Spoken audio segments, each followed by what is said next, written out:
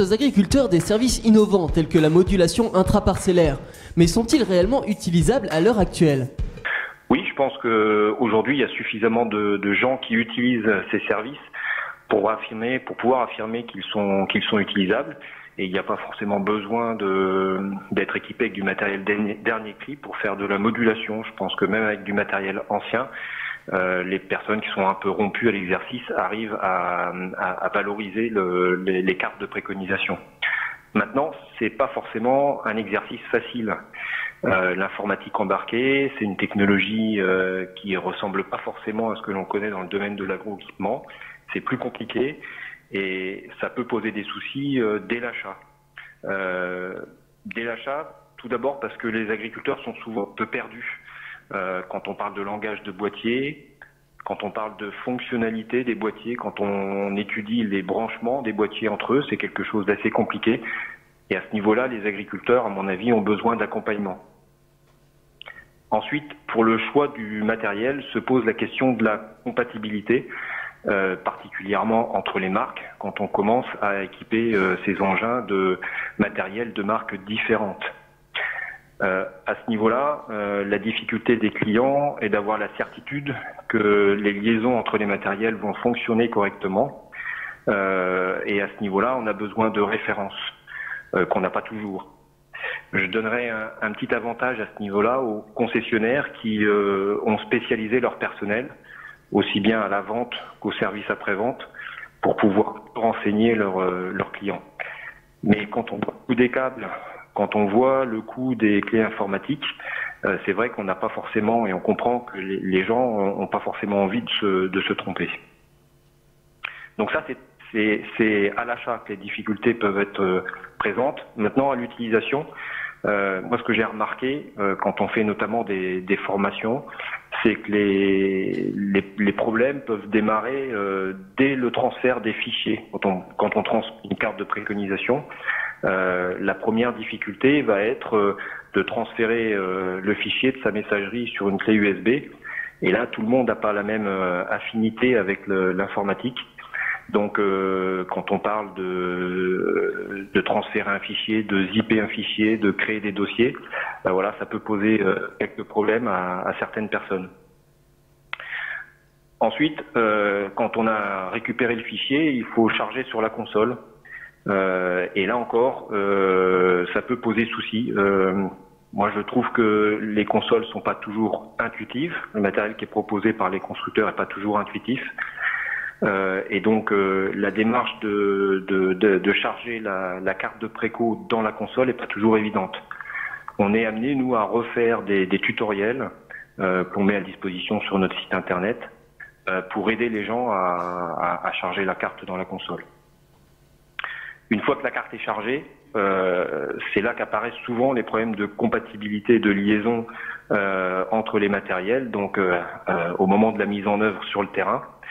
Et là, on trouve plusieurs problèmes, on rencontre plusieurs problèmes. Hein. La carte s'affiche pas sur la console, les trappes de l'épandeur s'ouvrent pas,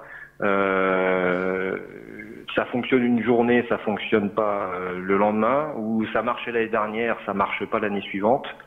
Toujours est-il que les gens nous disent, on est vite coincé parce qu'on n'est pas assez compétent. Et là, la difficulté, elle va augmenter pour deux raisons différentes. C'est-à-dire que quand les gens cherchent à se faire dépanner, eh bien aujourd'hui, chez certains fournisseurs, ils vont faire appel à des plateformes d'assistance. Le problème, c'est que certaines plateformes d'assistance, elles ouvrent à 9h, elles ferment à 16h30, et ça, c'est pas forcément compatible avec le rythme de travail des agriculteurs. Donc ça, c'est le premier problème.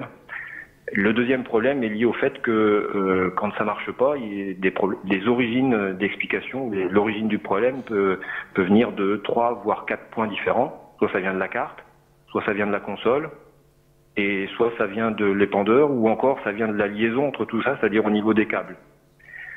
Et là, le souci que les gars ont, c'est que ils peuvent se faire renvoyer d'un fournisseur à un autre en disant le problème vient pas de chez moi, il vient du marchand d'épandeur, ou il vient du marchand de la console, ou il vient de la carte. Voilà. Et donc Quand on leur indique des manips à faire, là encore, le problème de compétence fait que certains n'arrivent pas à s'en sortir. Donc voilà, moi, ce que je constate dans la notion de est-ce que ces services-là sont utilisables. Donc je répète, hein, je pense que oui, mais c'est pas forcément un exercice facile. Et quand je lis des fois moduler un jeu d'enfant, je suis pas forcément d'accord. La modulation est-elle réellement utilisée par les agriculteurs? Alors réellement utilisée, je dirais assez peu. Au jour d'aujourd'hui, parce que le développement de l'agriculture de précision se heurte pour moi à plusieurs freins. Le premier frein est celui de l'investissement. Entre le matériel et les services, les sommes engagées sont conséquentes et la question de la rentabilité est souvent posée. Alors le calcul est jamais bien évident à faire car ça dépend quand même de beaucoup de points, notamment à quelle situation initiale vous comparez la situation où vous faites de la modulation. Nous, on pense que la rentabilité est au rendez-vous. On le met par exemple clairement en évidence sur la modulation de fumure de fond. Au-delà de la rentabilité financière, on pense que le fait de revenir sur du raisonnement agronomique, entre guillemets, je dirais, de base, nous semble quelque part très logique. Donc on ne fait que respecter cette logique agronomique quand on parle par exemple de densité de semis, de modulation de densité de semis, raisonner par rapport au risque de perte à la levée, moi, quelque part, quelque chose de très cohérent. Donc voilà, le problème de l'investissement reste posé par rapport à ça, ce qui fait que pour l'instant, je pense qu'une minorité des agriculteurs sont équipés. Alors on a du mal à estimer le nombre, mais on voit bien quand on propose les services du drone qu'assez peu de gens demandent de la modulation automatique.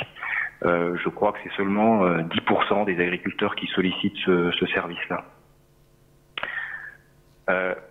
Après, le frein est celui qui est lié à la compatibilité des matériels entre eux, donc évoqué tout à l'heure, donc qui reste présent au quotidien. Là, ce que l'on remarque, c'est que l'isobus ne résout pas tous les problèmes. On nous a présenté ça comme une solution universelle. Je suis toujours un peu surpris que certains constructeurs disent que c'est pas une solution d'avenir, donc c'est toujours un petit peu surprenant. En tout cas, le problème que l'on a aujourd'hui chez les agriculteurs, c'est que certains font marche arrière vis-à-vis de la modulation intraparcellaire parce que ils n'arrivent pas à valoriser les services qui leur sont vendus, ils n'arrivent pas toujours à valoriser la technologie qu'ils ont achetée. Et ça se termine qu'ils arrêtent la modulation. Alors soit ponctuellement, c'est-à-dire qu'ils ont acheté un service, ils ne peuvent pas le valoriser, donc ils vont faire une application standard. Ils ont acheté une carte de préco, mais ils n'arrivent pas à l'utiliser. Voire certains arrêtent complètement la modulation intraparcellaire et reviennent à un mode de fonctionnement classique. Et ça, pour moi, c'est quelque chose qui est plus embêtant. Alors, c'est ce qu'on appelle une interview douche écossaise, ça veut dire qu'il y a encore du boulot, hein. Il y a encore des marges de progrès, d'amélioration. Est-ce qu'il y a des réactions dans la salle pour... Non? Oui, monsieur. On va vous donner un micro.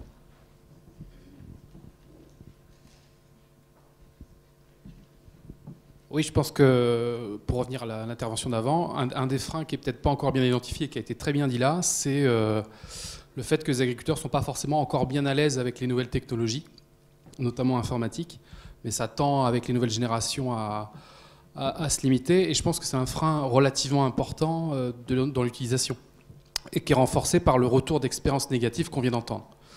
Donc tant qu'effectivement on n'aura pas plus de références, plus de simplicité dans l'ergonomie, des choses comme ça, il y aura toujours un frein. C'est un des freins importants de l'utilisation, je pense aussi. C'est l'individu lui-même, quoi. On parlait matériel, on parlait technique. Là, c'est l'individu lui-même. Il y a aussi l'individu. Une autre remarque ou pas? Oui, monsieur. Si vous voulez bien vous présenter.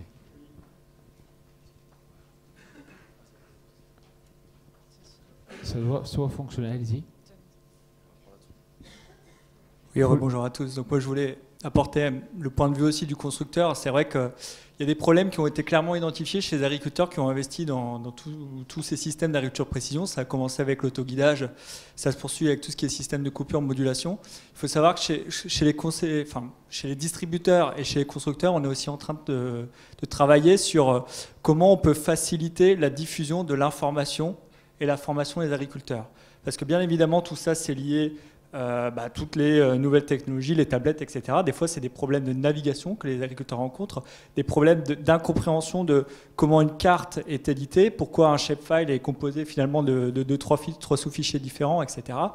On a notamment des nouvelles générations de consoles qui permettent, via des interfaces style TeamViewer, de pouvoir prendre la main à distance et d'épauler l'agriculteur sur sa navigation dans son système.